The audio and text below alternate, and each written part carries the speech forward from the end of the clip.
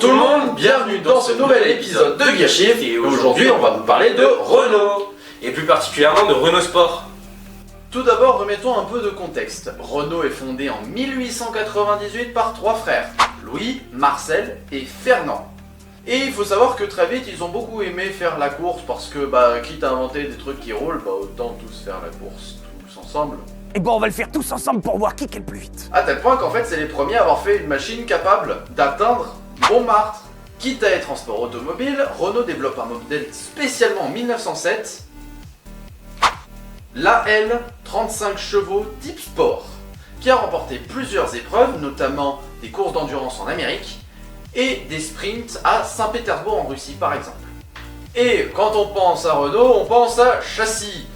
Renault, en 1951, sort la Renault Frégate. Et la Renault Frégate, elle est déjà très bonne niveau châssis et niveau freinage, à tel point que ça va être un châssis qui va être décliné et repris. À une certaine époque, dans le monde de la Formule 1 et des 24 heures du Mans, il y avait ce monsieur-là qui était connu. Amédée Gordini. Il est connu forcément pour cette voiture, la R8 Gordini, sortie en 1962. Elle prend pour base la Renault 8, qui elle-même avait été un décliné lointain de la Renault Frégate, tout concorde. La Renault 8 de base était déjà connue pour avoir un moteur très solide, le fameux Cléon-Fonte. Elle a été déclinée par Gordini pour faire la R8 Gordini, qui embarque donc un 4 cylindres, 1,3 litre de cylindrée, produisant 103 chevaux et capable d'atteindre 175 km/h. Vu de notre époque, c'est terriblement naze comme performance, mais remis dans son contexte, c'est considéré comme étant la première vraie GTI.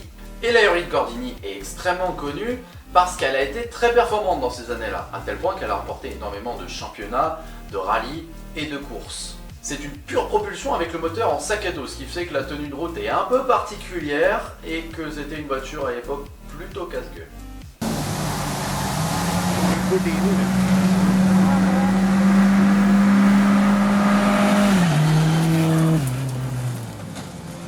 Monsieur Jean Rédélé. Lui aussi, il aime bien préparer des Renault. A l'origine, c'est le plus jeune concessionnaire Renault de son époque et il aime beaucoup la Renault 4 chevaux avec laquelle il va partir faire des rallyes, le rallye Dieppe-Rouen et le rallye Monte-Carlo. Il va avoir beaucoup de mal à gagner des rallyes et il va gagner surtout des rallyes dans les Alpes. C'est pour ça qu'il va appeler sa marque plus tard Alpine en 1955. Puisqu'il va reconnaître que la Renault 4 chevaux a un potentiel sportif extrêmement bon. Et c'est sur cette base-là qu'il va développer une nouvelle carrosserie et qu'il va fonder l'Alpine. Alpine veut tout miser sur le poids plume de ses voitures et sur ses châssis pour avoir les performances les meilleures. En 1962 sort la légendaire Alpine A110 et en 1964, le prototype M64 participe à l'édition des 24 heures du Mans et la remporte. Elle a été développée avec Amédée Gordini. Elle fait 105 chevaux et est capable d'atteindre 250 km/h en vitesse de pointe. Son poids, 648 kg. Et le moteur qu'elle embarque, c'est un 1,15 litre de cylindrée, autant dire que c'est plus petit qu'un PureTech. Alpine se fait racheter par Renault jusqu'au moment où Jean Rédélé démissionne de la marque, c'est-à-dire en 1978. Et suite à tous les échecs commerciaux qu'ont dû essuyer Alpine, avec notamment l'A310, la V6, la GTA et la 610, Alpine ferme ses portes en 1995 avec la dernière Alpine A610. Il restera 2 autres voitures de Renault badgées Alpine, mais ce ne seront jamais des vraies Alpines par la suite. Un moment marquant de l'histoire de Renault et de l'histoire de l'automobile en général, c'est cette pièce-là. Un turbo. Renault, contrairement à ce que beaucoup pensent, n'a pas inventé le turbo. Une fois que Renault a amélioré le turbo et l'a rendu utilisable, ils l'ont mis partout. Ils l'ont mis dans le rallye avec la Renault R5 Turbo. Ils l'ont mise dans des voitures de route, la R11 Turbo ou encore la Super 5 GT Turbo. Ils l'ont mis en Formule 1, ils l'ont mis aux 24 heures du Mans et ils ont gagné quand même beaucoup de championnats et de courses avec un turbo. Et en parlant de Renault et du sport automobile, qu'est-ce que t'en penses, toi? Et bien avec l'arrivée du turbo, Renault et le sport automobile, ça devient une grande histoire d'amour. Ainsi qu'en 1976, Renault décide de fermer son usine à Dieppe et de réunir sous une seule entité ces deux divisions sportives que sont Alpine et Gordini, si vous avez bien suivi. Et c'est ainsi qu'il fondait Renault Sport. Le but de Renault Sport à sa création est de mener à bien tous les programmes de compétition de Renault, que ce soit en Formule 1, en rallye, en endurance ou en tourisme. De 1977 à 1985, Renault Sport mène Renault en Formule 1 et s'affirme en tant que constructeur, avec le légendaire partenariat entre Renault et la marque de carburant Elf. Grâce à leur moteur turbo-compressé, Renault s'adjugera entre 1979 et 1986 20 victoires. Et remis dans son contexte, c'est énorme, parce qu'à l'époque, les calendriers de course étaient beaucoup plus petits qu'aujourd'hui. Ensuite, Renault reste présent en Formule 1 jusqu'en 2001, mais cette fois en tant que motoriste. Et ils vont cartonner, mais vraiment cartonner. C'est du jamais vu pour Renault. Entre deux, ils ont abandonné le moteur turbo et on repasse sur des moteurs atmosphériques, c'est le règlement qui l'impose. Et dès la première saison en tant que motoriste, Renault s'impose 2 fois. C'est déjà énorme pour une première saison en tant que motoriste avec des nouveaux moteurs. Dans les années 1990, Renault devient le meilleur motoriste de la grille. À tel point qu'en 1992, Renault permet à Williams F1 de remporter le doublé titre constructeur. Pendant 6 ans, à la suite de ce doublé, Renault deviendra invaincu, apportant 6 titres constructeurs à différentes équipes de Formule 1. En 2002, après avoir acheté Benetton Formula, Renault revient en tant que constructeur. Ils veulent s'imposer face aux grands. Mais voilà, entre 2002 et 2004, il y a une petite écurie pas très connue, avec un certain pilote pas très connu. Si vous connaissez la Formule 1, ouais, il y a Ferrari en face avec Michael Schumacher, qui roule sur tout le monde globalement. Et en 2004, Ferrari voit Renault commencer à choper quelques victoires par-ci par-là. Et il recrute un jeune pilote, en 2003 du coup, juste avant. Et en 2005 et 2006, Renault arrive enfin au Graal. Il s'adjuge 2 titres, constructeur et pilote, en 2005 et 2006 avec Fernando Alonso au volant, le rookie là de cette année. Renault, suite à ces 2 titres, ils sont un peu... Après, ils redescendent dans le bas-fond. Mais voilà, on passera sous silence le passage du Crashgate en 2008. Flavio. Renault retrouve le titre constructeur et pilote à partir de 2010 et 4 années consécutives jusqu'en 2013. Si vous avez bien suivi ces périodes-là, ceux qui sont passionnés de Formule 1 savent très bien que c'est la période où Sébastien Vettel a enchaîné ses 4 titres pilotes. En effet, Renault était motoriste de l'équipe Red Bull Racing en Formule 1. Et ce fut un succès phénoménal. Pour Renault, l'année 2013 marque la fin des titres constructeurs. Renault actuellement n'est plus présent en Formule 1 en tant que tel, c'est la division Alpine qui a pris le relais. Et aujourd'hui, Alpine, ils sont pas très bons en Formule 1. Oh, il y va, Esteban.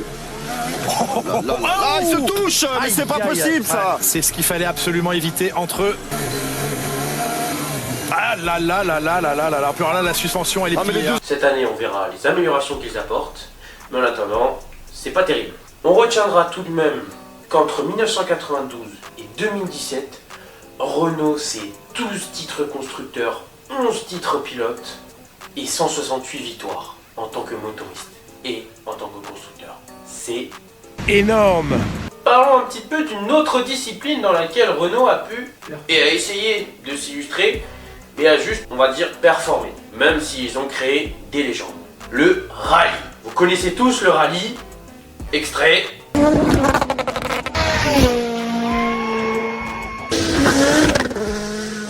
En 1980, on voit arriver la Renault 5 Turbo dans cette discipline. Elle vise le groupe B.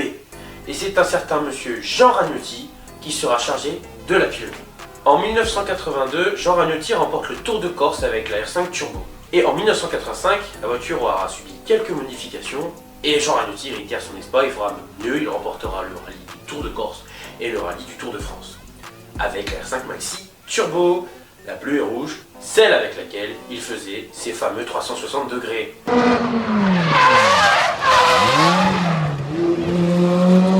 En pleine course. La Renault 5 sera ensuite remplacée par l'arrivée de la Clio 1, avec dans sa première version la Clio 16S qui sera engagée en groupe A d'abord, et qui gagnera dès sa première apparition le rallye Graf Alpin. Elle se révélera ensuite victorieuse au Limousin et au Var avec Jean Ragnotti au volant. Avec l'arrivée des kit cars, Renault améliore considérablement les performances de sa Clio et Mégane qui deviendront maintenant des Clio et Mégane Maxi.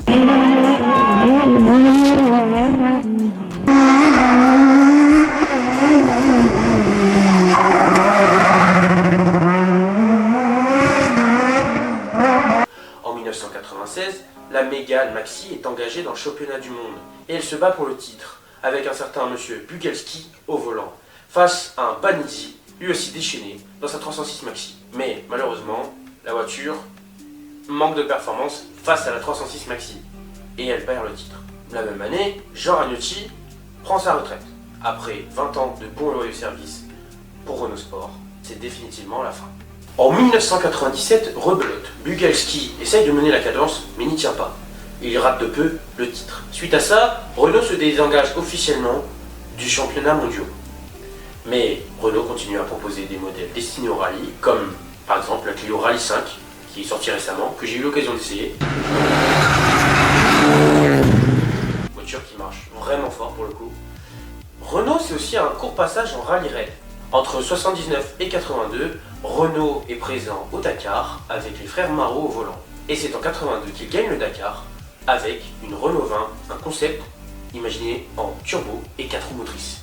Renault aura aussi effectué un court passage en endurance, avec notamment une victoire aux 24 heures du Mans, une seule et unique victoire, en 1978, avec comme modèle l'Alpine A442, engagée avec comme pilote Jean-Pierre Jassot et Didier Pironi. Mais Renault, c'est aussi d'autres catégories incroyables comme la Eurocup Mégane Trophy. T'aimas la gueule des caisses, s'il te plaît. C'est une dinguerie. Renault, c'est encore un engagement en BTCC, un championnat de tourisme britannique très relevé pour le coup. Et ils vont décrocher des victoires avec les Laguna en 95 et 97. C'est dans les mêmes périodes qu'on va retrouver l'apparition des modèles homologués pour la route phare de Renault Sport. Et comme moi, je ne suis bon qu'à parler de sport automobile, c'est bon, tu es plus puni, tu peux revenir. Merci. Je me casse. C'est toi qui es puni maintenant. Ouais. Parlons des voitures de route de Renault Sport. En 1995 ouvrent les portes de Renault Sport pour les voitures de route et ils vont développer les premières Clio et Mégane RS. Sauf qu'avant ça, il existait déjà des petites GTI de chez Renault, notamment la R1916S, la Renault Super 5 GT Turbo dont je vous ai déjà parlé tout à l'heure, et les Clio et Mégane avaient déjà des déclinaisons sport, la Mégane 16S ou encore la Clio 16S et Clio Williams, qui aujourd'hui vaut une fortune même.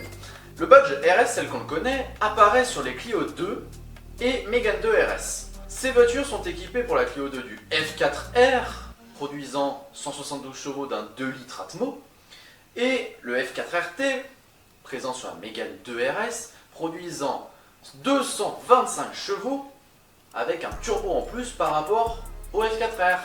Pour la Clio 2, il existe des versions normales, la 2RS, en 172 chevaux, la version Cup ou Trophy en 182 chevaux, et les versions V6 qui sont beaucoup plus élargies, beaucoup plus musclées, et qui ont un moteur en fait à l'arrière, avec une propulsion. Ça ressemble quand même beaucoup à la Renault R5 Turbo.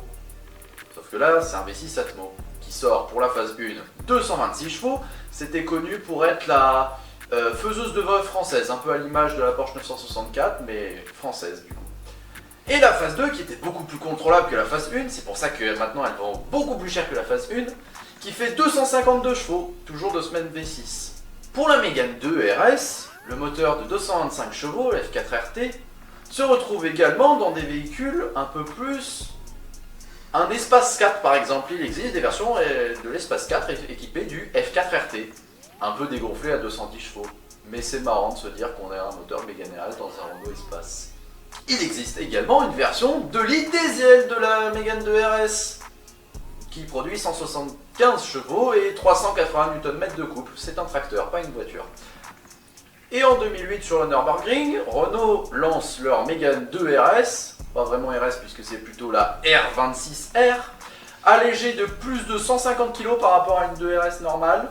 230 chevaux, 310 Nm de couple, un 0 à 100 en 6 secondes, avec un poids de 1230 kg. Le record qu'ils font, est de 8 minutes et 17 secondes sur la Nordschleife. 8 minutes 17 secondes dans cette catégorie qui est les petites tractions, c'est 19 secondes de mieux que la précédente détentrice du record, la Opel Astra GTC OPC. Génération d'après des Clio, c'est la Clio 3 RS qui reprend toujours ce F4R mais dont la puissance se voit basculer de 197 à 203 chevaux pour les phases 2. La Mégane RS reprend le F4RT mais là aussi on a amélioré la puissance passe de 250 à 275 chevaux maximum. Et avec la Mégane 3 RS, Renault a réussi à faire une voiture encore plus performante et plus efficace que la Mégane 2 RS. Ils décident de retenter leur chance sur le Nürburgring. Et alors là, avec la 3 RS Trophy R, ils réussissent à taper 7 minutes 54. La dernière version de Clio RS, c'est la Clio 4 RS, également disponible en version Trophy. Cette version-là ne prend plus le 2 litres atmosphérique, mais prend un 1,6 litre turbo compressé de 200 chevaux pour la version normale et 220 pour la version Trophy. Elle n'est disponible cependant malheureusement que en boîte automatique, EDC, c'est-à-dire à double embrayage, qui ne voit pas forcément extrêmement bien et extrêmement fiable chez Renault, mais bon, ça reste quand même des véhicules plutôt utilisables. Concernant la Mégane 4 RS, elle est disponible en version normale, faisant 280 chevaux, ou en version Trophy, faisant 300 chevaux. La version Trophy reçoit des pneus plus larges à l'avant pour faire passer plus facilement la puissance. Pour la boîte de vitesse, contrairement à la Clio 4 RS, elle n'est pas disponible uniquement en boîte auto, elle est disponible également en boîte mécanique, même si c'est plutôt rare de la retrouver en boîte mécanique. Le moteur de la Mégane 4 RS provient directement de l'Alpine A110 dont je vais vous parler tout à l'heure. Ce n'est donc plus le 2 litres turbo comme on avait l'habitude d'en voir sur les Mégane 3 et Mégane 2 RS, mais c'est un 1,8 litre turbo. Je viens de vous parler de la 110. Parlons d'abord du revival d'Alpine. Alpine a coulé avec l'A610 en 1995. C'est en 2012 que Alpine est relancé par le patron de l'époque avec un concept car complètement l'Alpine A110 50. Je vous fais la fiche technique rapide de ce véhicule. Ça fait 880 chevaux, ça embarque un V6 3,5 litres de la Mégane Trophy 2, pas une Mégane RS, c'est une Mégane basée sur la Mégane 3, musclée à mort pour taper des temps et ça fait 400 chevaux. L'Alpine, elle reprend exactement le même moteur, elle fait 400 chevaux, elle embarque une boîte F1, elle n'a pas d'ABS, pas de traction control, pas de SP, aucune aide à la conduite. C'est une véritable voiture de course, ça expédie de 0 à 100 en 3 secondes et c'est capable d'atteindre 330 km/h. L'Alpine A110 50, apparue au festival de vitesse de Goodwood, promet donc un avenir à la marque Alpine. En 2016, pour être plus précis le 16 février 2016, apparaît un autre concept, l'Alpine Vision, qui s'inspire directement de l'Alpine A110 de 1962, qui était jusqu'à présent le seul véritable succès d'Alpine. Cette Alpine Vision montre vraiment la destinée et le chemin que va prendre la marque Alpine vers vraiment le revival de l'A110. En 2017 apparaissent et sont vendues les premières A110. Une gueule à tomber par terre, des performances séduisantes, un poids de seulement 1 tonne 1, propulsion moteur en centrale arrière, le 1,8 litre TCE de 252 chevaux. La voiture est vendue, c'est un véritable succès commercial. Les 1955 premières versions de l'Alpine se vendent même avant d'avoir été présentées officiellement au public. Ce véritable succès commercial se traduit donc chez Alpine par une déclinaison de son A110 dans tous les sens. La S, la GT, la Pure, la Légende, la R, il y en a pour tous les goûts. On va parler des meilleures versions. Les meilleures versions, pour moi, ce sont les versions les plus radicales, la R et la R Ultime, présentées récemment.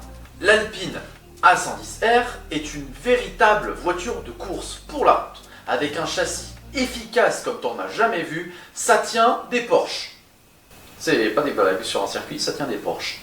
1086 kg, le 1,8 litre TCE avec les mêmes réglages que la Mégane 4 RS Trophy, 300 chevaux, le 0 à 100 expédié en 3,9 secondes, on est sur des performances violentes. Et disponible à partir de 113 000 €. Ce qui est, pour une voiture de cette efficacité, pas si cher quand on compare à Porsche qui fait la GT4 RS.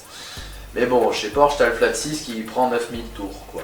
Et récemment, a été présentée la 110R Ultime, qui cette fois fait 345 chevaux, toujours de ce fameux 1,8 litre, possède beaucoup plus d'appendices aérodynamiques pour être encore plus efficace sur circuit, fait 1090 kg, donc pas beaucoup plus lourd que la 110R, et cette fois est capable d'abattre le 0 à 100 en 3,8 secondes.